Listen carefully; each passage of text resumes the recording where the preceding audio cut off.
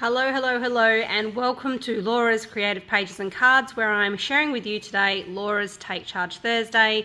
It's this beautiful little gift packaging for some chockies. It's not really a box, as you can see, it's open at the sides. It really is just gift packaging. Okay, so it's really super simple to make. I originally saw just an image online, and I took that image and just ran with creating my own sizes and dimensions and who knows. So I'm not really sure of the original, but this particular one for me for sizing is my original. Okay, so we just need one piece of cardstock. This here is cut at 2 3/4 wide by 11.5 inches long. We're going to score it in 4 places. So we're going to start off with the first scoring being at 3 5/8. The next one is at 4 1/4.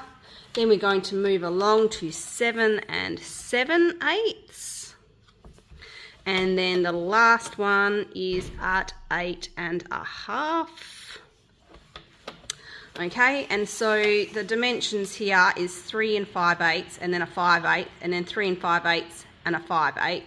And then I think this is what's left over and I can't even remember because I don't need to know. So it's basically, yes, 3 inches. That's right, 3 inches.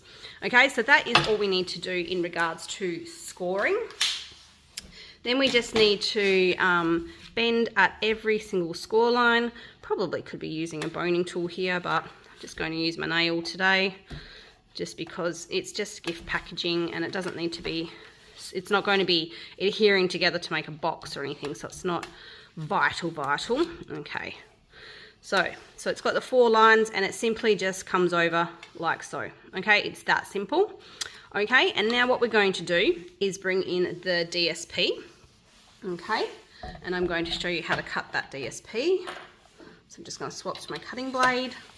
Got a little bit of fuller life here. Basically, this needs to be cut at 2 5/8. So that's 1/8 narrower than the width of the cardstock underneath. So 2 5/8, and the first one is 3 1/2, and that 3 1/2 is going to go on the inside of the covering. And then I'm now going to cut the second one again at 2 5/8, and this one is cut at 2 7/8 because this is going on the 3-inch piece. So 2 7/8. Okay, so let me just grab those 2 pieces like that. So you could definitely find some scraps for pieces like this. So I'll just say it again, 2 5/8 by 3 1/2, 2 5/8 by 2 7/8. Okay, so those are the 2 pieces that you need. This one here is going to, you have to ensure that you bring it up and adhere it to the panel, so it's going to be on the inside, and then this one's going to come down and this is going to go on the panel on the front. Okay, so that's very vitally important. So I will stick this one on. Now when I'm sticking this one on, I want to ensure that I actually cover the whole thing in adhesive, only because I'm going to use the circle that I'm going to cut out of this part. If you're not going to use the circle that's cut out of it on the front of your gift box, then it doesn't need to be adhered all the way on. So what I'm saying is I'm about to cut a circle out, and the circle was cut from here, and then I've used it on the front here. Okay, so I'm just making it super simple that I'm not having to do extra cuts. So that's going to go there, and then I'm going to place this one on here. So this one's not going to be, let me just make sure I want it that way. Yep.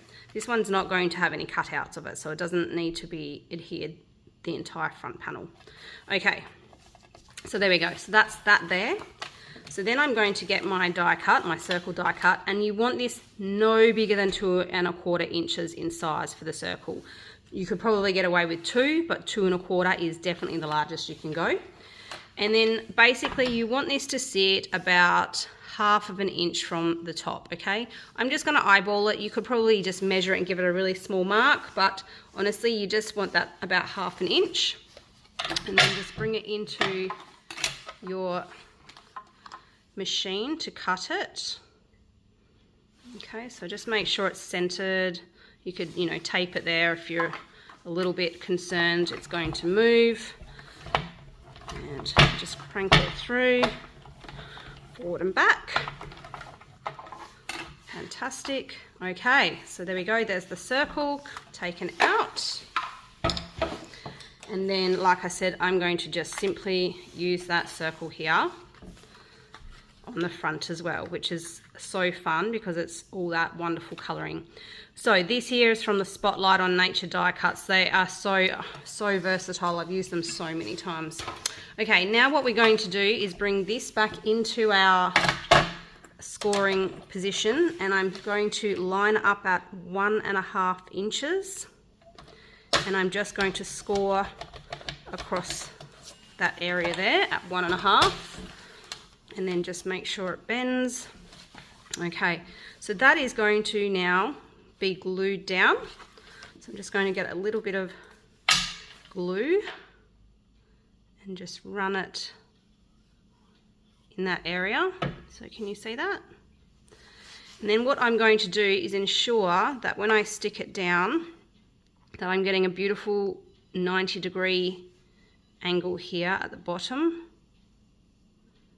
and then just squeeze that down like so, and make sure that it's stuck nicely.